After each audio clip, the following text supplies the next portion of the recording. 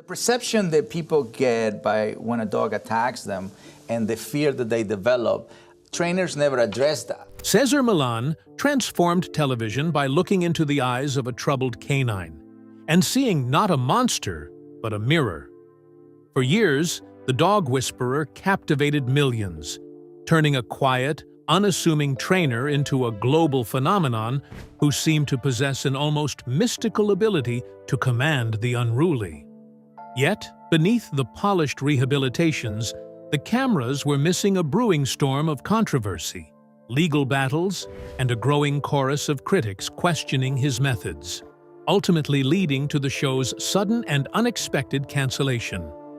So, what was the real reason the dog whisperer was forced to quit?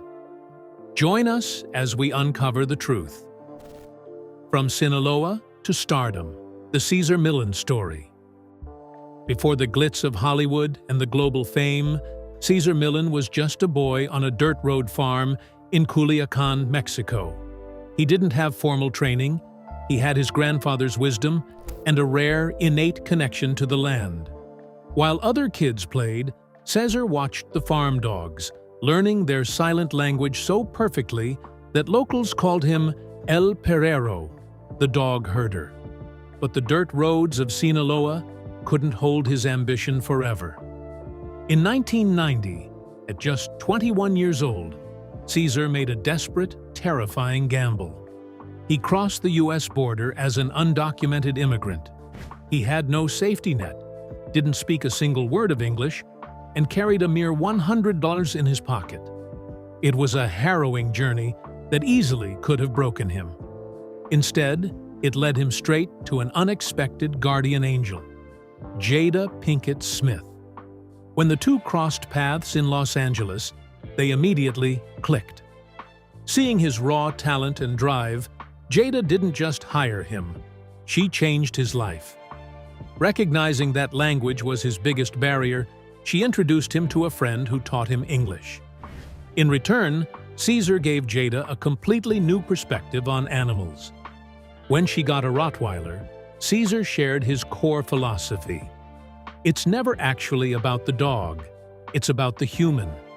He taught her that dogs thrive on a simple formula: exercise, discipline, and affection in that exact order, and that owners must keep them in their natural state.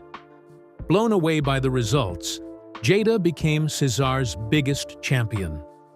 She opened the heavy, exclusive doors of Hollywood for him, introducing the unknown trainer to the industry's elite.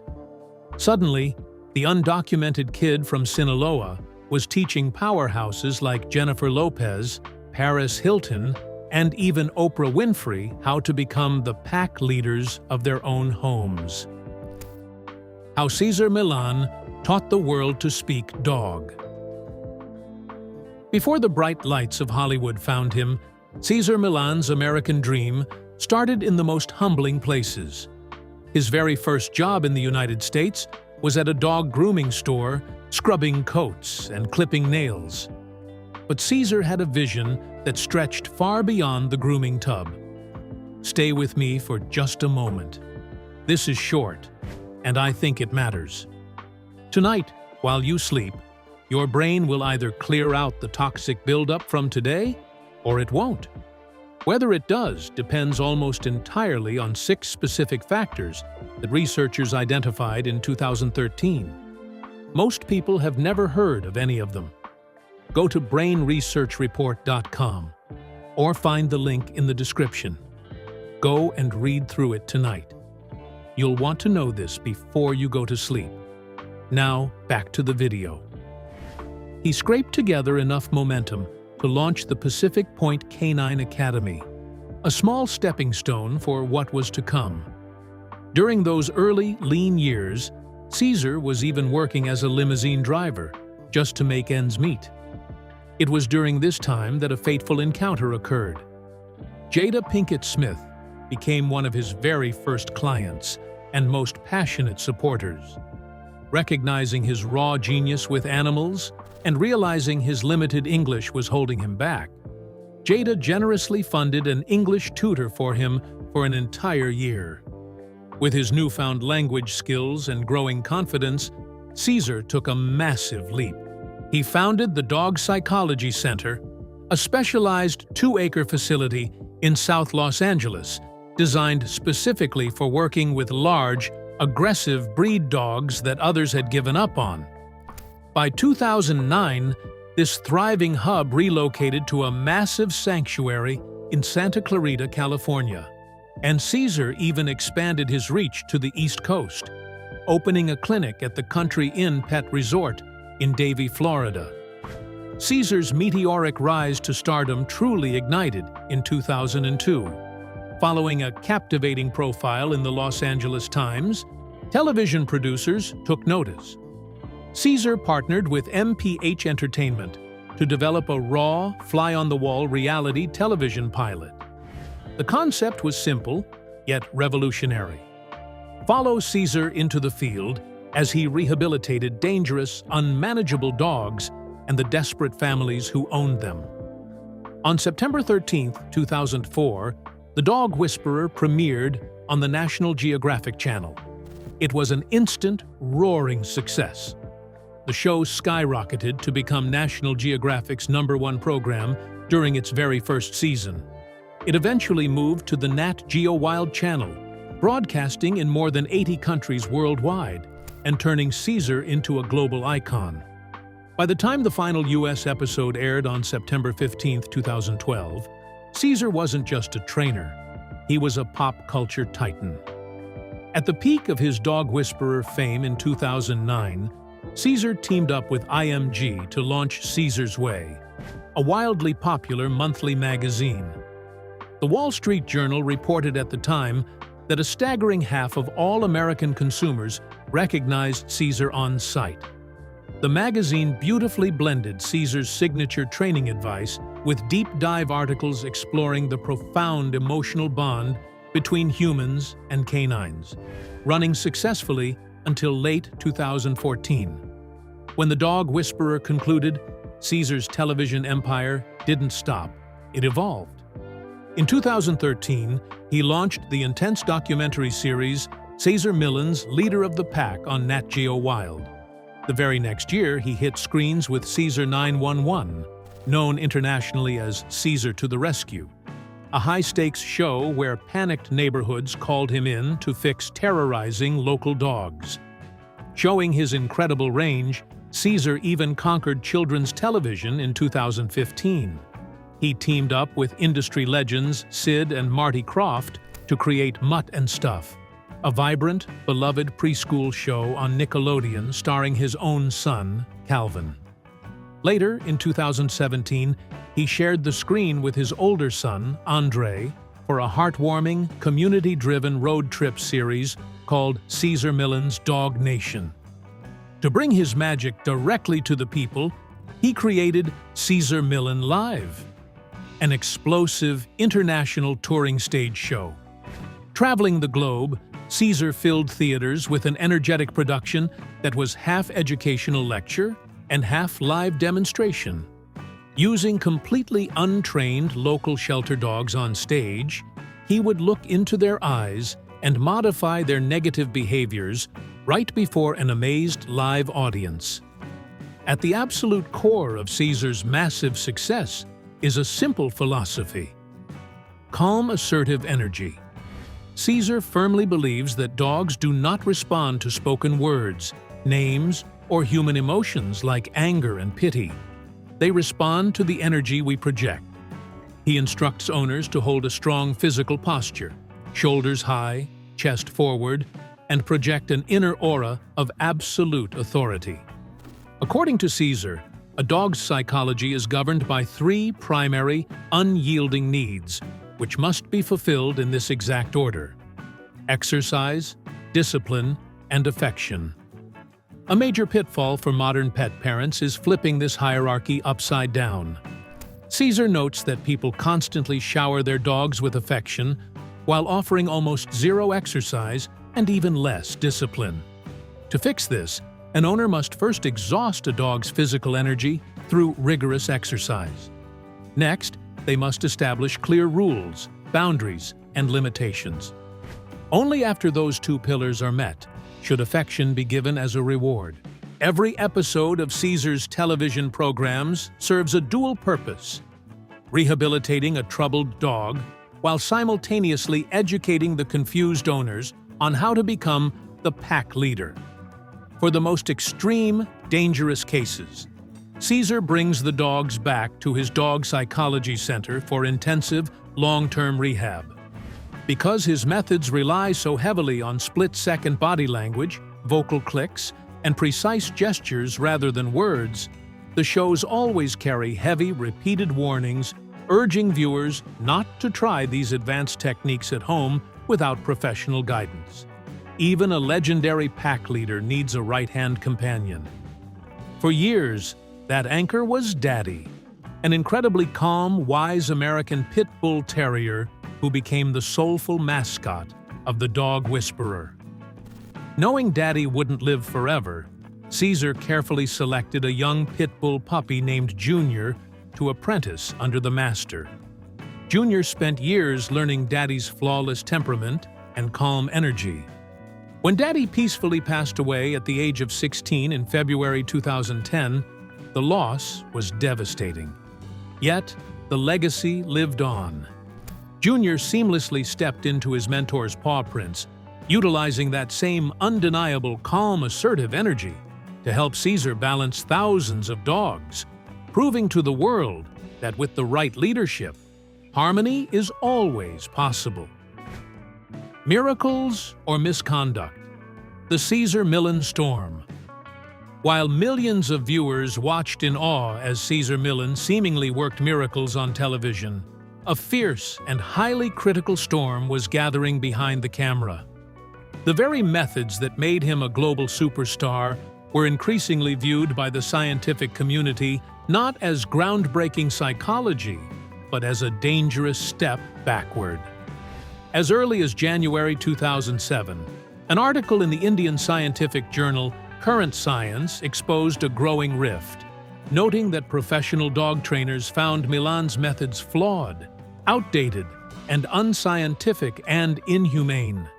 Detractors fiercely argued that the calm submission Millan proudly claimed to achieve was nothing more than learned helplessness, a psychological state where an animal shuts down entirely out of fear and distress caused by aggressive training techniques. Yet, the debate had two sides. Writing for The New Yorker, Canadian journalist Malcolm Gladwell suggested that critics were reacting to a highly edited reality television product. Gladwell argued the show intentionally exaggerated the frequency and intensity of Millan's physical corrections to create better drama, distorting his actual day-to-day approach.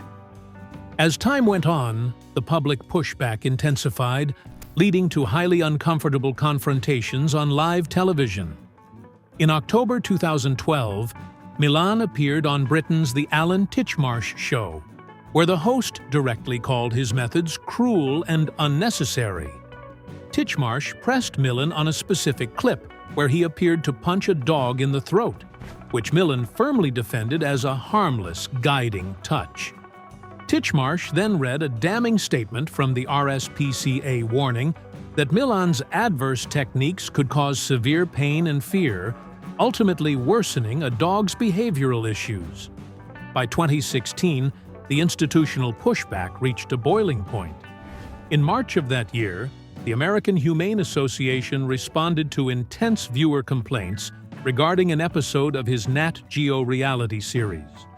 They officially declared that the treatment of the animals on screen completely failed to meet their strict guidelines for the safe use of animals in filmed media. Shortly thereafter, a major scandal erupted during an episode of Cesar 911, where a dog under Cesar's care attacked and bloodied a defensive pig. The American Veterinary Society of Animal Behavior immediately fired back with a scathing public response, stating that when a problem behavior involves a negative reaction to another animal, attempting to elicit the bad behavior so it can be corrected is not only ineffective, but it also puts the target animal at risk of injury. They ultimately declared such training methods unacceptable, signaling a permanent shift in how the world viewed the legendary trainer. The legal reckoning of the pack leader. The courtroom battles for Cesar Millan started early on, long before the biggest headlines hit the news, shattering the peaceful image he built on television. Back in 2006, a television producer sued him, claiming her dog was choked and forced to run on a treadmill at his California facility. Years later, in 2015, a nurse from Florida named Allison Brittany filed another serious lawsuit, stating she was badly attacked by a dog named Gus just 6 days after the animal left Millan's center. The attack left her with disfiguring open wounds, bone fractures, and deep muscle lacerations, which made many people question if his rehabilitation methods were truly safe for the public. The legal trouble became a public spectacle in 2016 when Los Angeles County Animal Control launched an animal cruelty investigation against Millan. It all started during an episode of his show Cesar 911, where a live pig was brought out to train a dog with a history of attacking pigs. The dog accidentally escaped Millan's control and bit the pig's ear, causing it to bleed on television. Angry viewers flooded animal services with complaints, leading to a full investigation by the district attorney. Ultimately, Millan did not face criminal charges. Officials ruled the incident was a pure accident, where the dog just nipped the pig, and a vet confirmed the animal did not even need treatment. Millan released a statement saying he was pleased but not surprised, reaffirming that his team is completely dedicated to safe and humane animal care. His most damaging legal battle came later, involving his own famous pit bull, Junior. A major lawsuit claimed that a promising young gymnast named Lydia Mattis went to visit her mother at Millan's office building in Van Nuys, California. Junior was roaming the halls completely unsupervised and without a leash.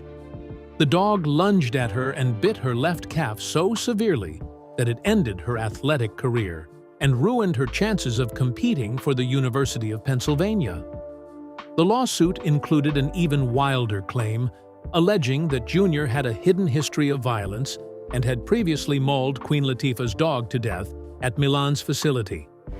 Mattis claimed Millan covered up the incident by telling his staff to tell Queen Latifah that her dog was hit by a car. Millan fought the lawsuit, claiming Mattis knew the risks and was negligent herself. After years of intense legal fighting, the case was officially settled outside of court for an undisclosed amount, putting an end to his worst legal nightmare. The year Cesar Millan almost lost everything. Behind the roaring success of his television career, Cesar Millan's personal life was quietly fracturing. The year 2010 brought a dark, crushing wave of tragedy that nearly cost the world's most famous trainer his life. The nightmare began in February 2010 when his absolute rock, a 16-year-old pit bull named Daddy, passed away from cancer. Daddy was far more than just a pet. He was originally owned by the rapper Redman before becoming Millan's ultimate right-hand man on The Dog Whisperer. Known for his legendary calm temperament, silent empathy, and total tolerance for smaller dogs, Daddy was the ultimate role model used to shatter the aggressive stereotypes surrounding pit bulls. Millan famously stated that Daddy never made a single mistake in his life and called him his Buddha, his source of absolute calmness. Losing him left a massive, unfillable void in Millan's world. Just 1 month later, the second devastating blow landed. His wife of 16 years, Lucien Wilson, told him she wanted a divorce. The couple had married back in 1994 and shared 2 sons, but the relationship had reached its breaking point. The combined grief of losing his soulmate dog and his marriage completely shattered Millan's psychological foundation. In May 2010, pushed to the absolute edge, Millan attempted suicide through a drug overdose. He was found unconscious and rushed to the hospital. A deeply private torment that he kept hidden for years. By June 2010, news of the divorce officially went public, and Millan later confessed on his blog that the summer of 2010 was the absolute lowest emotional level of his entire life. To pull himself back from the brink of total darkness, Millan chose to practice exactly what he preached. He rejected antidepressants and instead relied heavily on his own pack dog wisdom, using intense physical exercise, strict mental discipline, and affection to heal his mind. He threw himself into constant work to stay afloat. Gradually, the pack leader rebuilt his life. While Daddy could never truly be replaced, his training collar was filled by Junior, another pit bull trained to use that same calm, assertive energy to rehabilitate troubled dogs. Millan's legal status also solidified, as he had previously become a permanent U.S. resident in 2000 and officially achieved his United States citizenship in 2009. Joy eventually returned to his personal life when he fell in love with Jahira Dar. The couple moved in together in Los Angeles, along with the younger of Millan's two sons. After finding happiness and balance once again, Millan officially announced his engagement to Jahira in August 2016, proving that even after the darkest personal winter, a true pack leader can find the strength to lead again. The rise, reign, and legacy of the Dog Whisperer. The rise of the Dog Whisperer with Cesar Millan is one of the most legendary stories in modern reality television. It grew from a quiet, unpromoted cable show into a massive global phenomenon that pulled in 11 million American viewers every single week. The series ran for 9 wildly successful seasons, starting on September 13, 2004, and broadcasting its final episode on September 15, 2012, changing the way the entire world looked at their pets. Before the fame, Cesar Millan was a self-taught dog trainer who built a solid reputation for handling highly aggressive breeds and tough cases while working at a dog grooming shop in San Diego. His incredible success with unmanageable dogs eventually earned him a dedicated celebrity clientele. By 2002, a fascinating newspaper profile caught the attention of television producers. Millan decided to team up with producers Sheila Emery and Kay Sumner, alongside MPH Entertainment, to shoot a television pilot. Interestingly, Animal Planet was approached first, but they refused to commit to anything beyond a single pilot episode. The National Geographic Channel saw the true potential, ordering 26 half-hour episodes on the condition that MPH fund the deficit. Under this special agreement, MPH and the producers kept the copyright, while National Geographic controlled the distribution rights across the United States and Canada.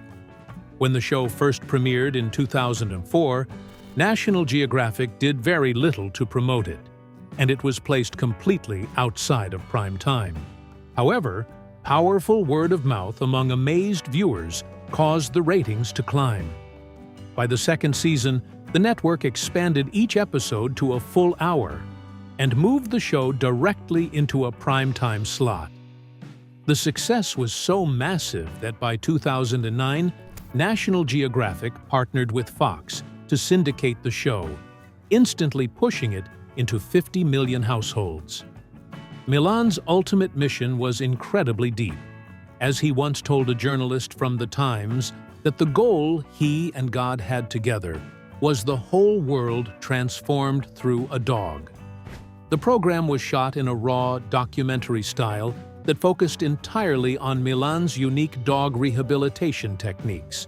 The writers of the show, Jim Melio and Melissa Jo Peltier, took immense pride in the production, calling it the last real reality show on television. They emphasized that absolutely nothing in the field was fabricated, except for the tiny detail of scheduling Millan's actual arrival at the owner's front door. The rest of the show was purely unscripted, human-to-animal interaction. Every single episode followed a precise and engaging format. Viewers were introduced to a problematic dog through home movie-style footage, showing the pet engaging in extreme behaviors like obsessive barking, dangerous phobias, or intense aggression that left owners considering euthanasia. A brief voiceover set the scene, the desperate owners told their stories, and Millan arrived to save the day. Crucially, show publicity revealed that Millan never watched the audition tapes and had zero advance knowledge of the situation unless a dog posed a direct physical danger to the crew. Once inside, Millan conducted an interview and analyzed the environment. Rather than training the dog with traditional commands, he focused entirely on changing the owner's habits so they could become a true pack leader. He demonstrated advanced behavior modification techniques using subtle body language, gestures, and unique vocal sounds instead of speech or the dog's name. Millan frequently brought his own balanced dogs, like his famous pit bull daddy, to transfer their calm, stable energy to the troubled canine. In the most severe cases, dogs were taken back to his 2-acre dog psychology center for weeks of intensive rehabilitation. Every episode ended with a jaw-dropping demonstration of the dog's altered behavior and the total amazement of the family. Because these techniques required expert timing, each episode opened and closed with heavy warnings telling viewers not to try these behavior modification methods at home without a professional. Bringing this intense show to life required a massive, dedicated team working behind the cameras. For MPH Entertainment, the executive producers were Jim Milio, Melissa Jo Peltier, and Mark Huffnail, working alongside producers Sheila Posner-Emery and Kay Bachman-Sumner. Char Serwa served as the executive producer for the National Geographic Channel. The episodes were directed by Sue Ann Finke and Jim Milio, with cinematographers Brian Dugan and Christopher Comivs, capturing the intense animal interactions. A crew of 36 other professionals managed everything from location scouting and sound recording to editing and musical scores. However, the massive financial success of the show quickly brought legal trouble. In 2006, a former publicist named Makita Smith filed a staggering $5 million copyright infringement lawsuit against the production. Smith claimed that back in 2001, she and her partner had completely branded Millan as the Dog Whisperer and had even produced a pilot featuring actress Tichina Arnold. The intense legal battle was eventually settled out of court for an undisclosed sum. There was also a slight naming conflict with reward-based trainer Paul Owens, who had written a book called The Dog Whisperer in 1999. Owens subsequently distanced himself from Millan's methods and began calling himself the original Dog Whisperer. By its 7th season, The Dog Whisperer was broadcasting in over 80 countries worldwide, turning Millan into a household name recognized by half of the American population. In 2011, all future episodes and repeats officially moved to the Nat Geo Wild channel. After the final season concluded in 2012, Millan immediately transitioned to newer projects on the network, starring in the 12-part series Leader of the Pack in 2013, followed by 4 seasons of Cesar 911 from 2014 to 2016. The show even spawned a family-oriented Saturday morning spin-off called Dog Whisperer. Family Edition on the CW, which ran for 3 successful seasons until May 2017. The business side of the franchise went through major changes years after the cameras stopped rolling. In 2019, all formal rights to the massive series were officially transferred to a new entity called Dog Whisperer Productions. The rich library of over 160 episodes became jointly owned by Kay Sumner, Sheila Emery, and Melissa Jo Peltier, with executive David Segura stepping in after Emery's departure. While an international distributor named Reeve Ghosh Television handled the global rights for years, their sudden bankruptcy filing on December 19, 2022, forced Dog Whisperer Productions to take full, direct control of the library. Today, the company partners with Cineverse to handle all digital and streaming distribution across the United States, Canada, and major international territories, ensuring that the legacy of the pack leader remains fully accessible to a whole new generation of pet parents around the world. The end of the dog whisperer. The ultimate downfall and cancellation of the dog whisperer with Cesar Millan were not caused by a simple drop in television ratings, but rather by a massive, unstoppable wave of resistance from the global scientific community. While everyday entertainment critics like Common Sense Media praised the series as a total pleasure to watch, a fierce battle was raging behind the scenes regarding the safety and ethics of Millan's methods. The show had managed to stay at the very top of National Geographic's ratings for 6 consecutive years, expanding into an unprecedented 35-episode season in 2007, and pulling in over 1 million viewers per episode by its milestone 100th broadcast. It racked up multiple Emmy nominations, won consecutive People's Choice Awards for Favorite Animal Show, and earned Millan prestigious honors like the Michael Landon Award. Yet, underneath the glittering trophies and massive television success, the foundational pillars of the show were rapidly rotting away. The core reason the show was forced off the air was that major institutional animal welfare organizations and top university veterinary clinics unified to declare his training philosophy unacceptable. As early as February 2006, Dr. Nicholas Dodman, the director of the Animal Behavior Clinic at Tufts University, openly stated that his prestigious college had written a formal complaint directly to the National Geographic Channel, explicitly warning executives that airing Millan's show had put professional dog training back 20 years. Renowned canine authors like Mark Durr published scathing op-eds in the New York Times, explaining that Millan relied on a highly simplistic, deeply flawed view of dog social structures that completely flew in the face of modern scientific understanding.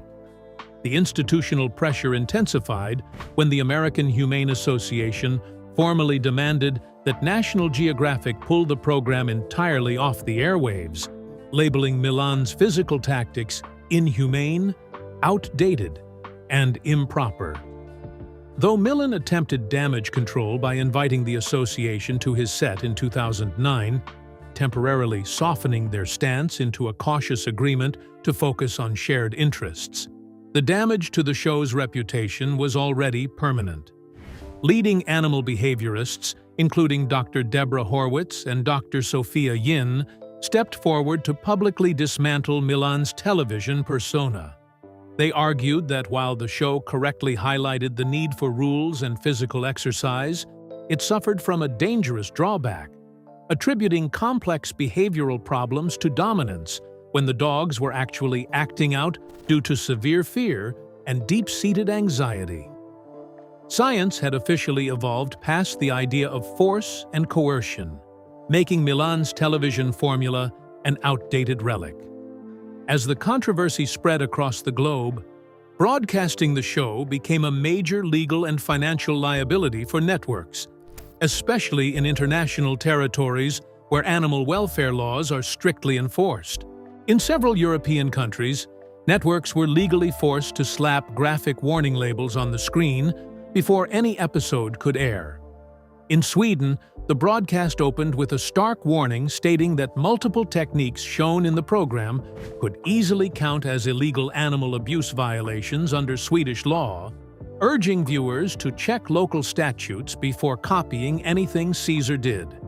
This sparked furious national debates across Europe about whether the show should be banned from television entirely, making it increasingly difficult for National Geographic to sustain its international distribution.